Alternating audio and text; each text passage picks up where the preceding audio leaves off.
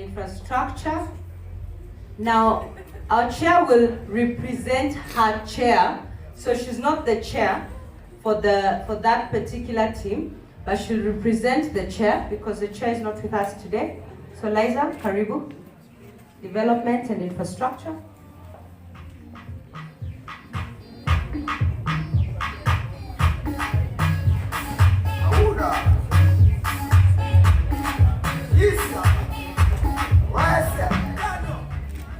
Good evening. Good evening, Benkago's table. Mpo? Alright guys, I'm here to represent the Infrastructure Development Housing Committee and ask the members to please join me for an intro. Members, quickly.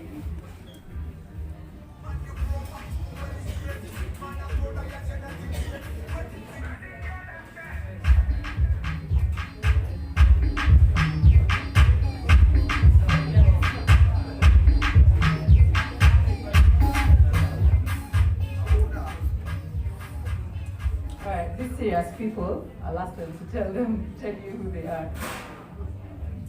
Good evening. I am Daudi wa Daudi, but my ID names are David Dome in the Infrastructure Development and Housing Committee.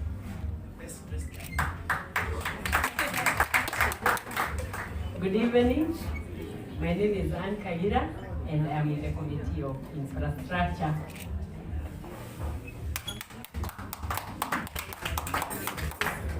Good evening, everyone. Good evening. My name is Ben Cargo, and I'm a part of this great team.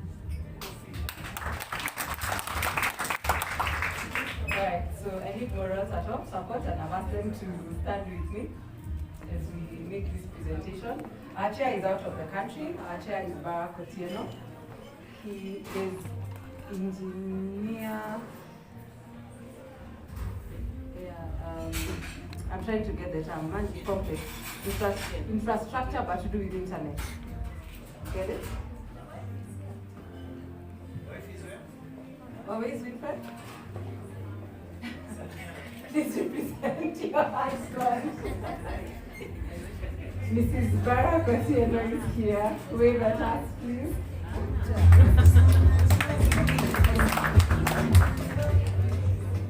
Okay. So I think the preamble is to say we have a very, very expansive docket. Guys, I need your attention, please.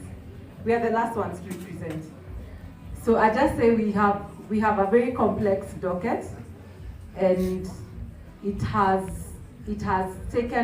history from 2016 when we did the road safety, the works you've been seeing. And as an overview is to say that sometimes you can have a consultation in 2016 and see its yield in 2019. So because you know the conversations I'm talking about that we sometimes have, it's not a sign of the committee not doing anything about it. If anything, there's a lot of lobbying and petitioning. But I don't think it's a secret to just know the pace at which things are being done at government.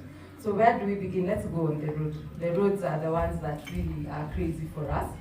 I'd say last year in September, we did a visit to KORRA offices, Upper Hill.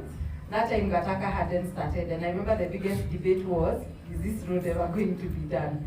And of course we came back and gave a report that is a 65 kilometer, which was part of, I think it was 1,000 that the president had given countrywide. I think we're among the ones who got the list. Counties got 200 plus kilometers that we learned at KORRA. And ours has been dragging on since.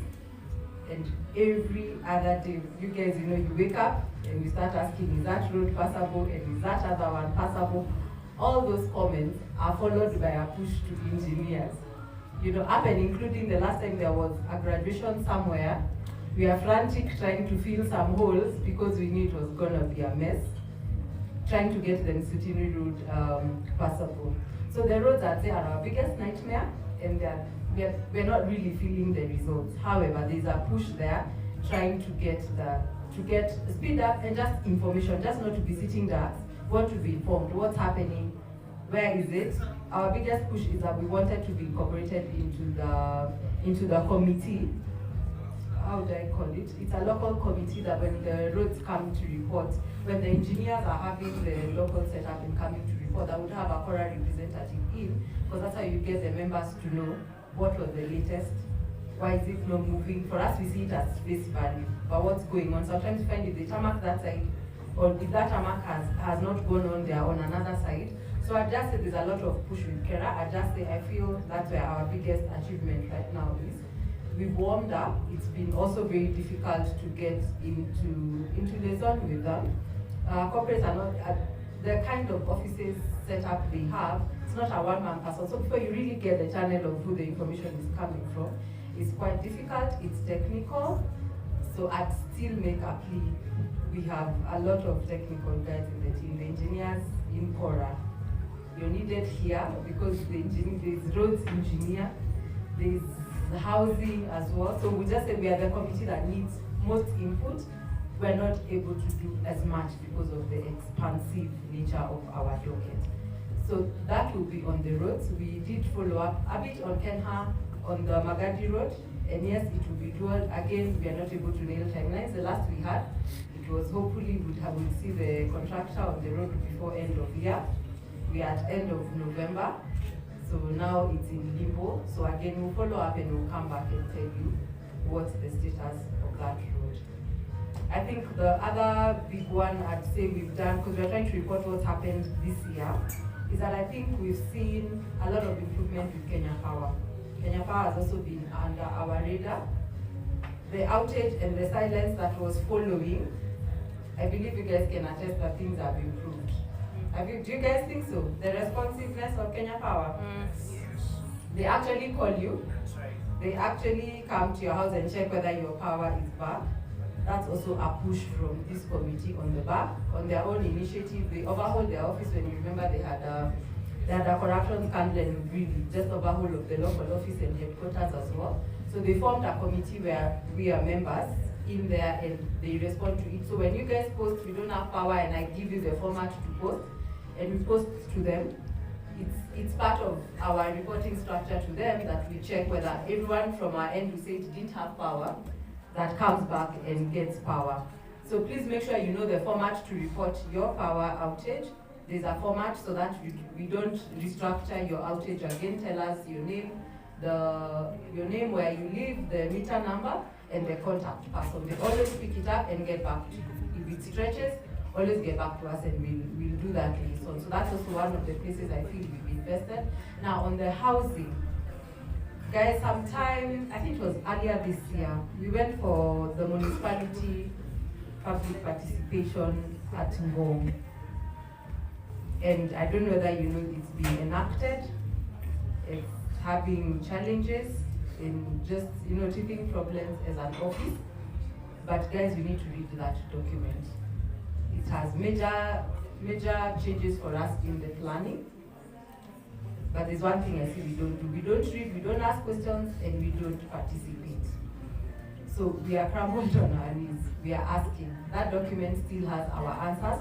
So some of those things, when we look at our problems in housing, we find the answers there. So the best we can do in that docket is to follow and see the reality or that document come to life, so that it's not just a document, it becomes our reality. So guys, when we call upon you for support, for participation in those meetings, your numbers matter, your feedback matters in those areas. So I'd say it's a wrap, but we are coming back with a survey for the year 2020. There are some things we need to know matters infrastructure, because we find depending on where you live, there are different aspects of it. It was a bit detailed and our chair was going to represent, but unfortunately last minute he had to leave the country. So just when you see a survey from us, kindly help us, because we're trying to narrow down how best to work for 2020, just in the nitty-gritties in our docket. And please, we will need more members. Thank you.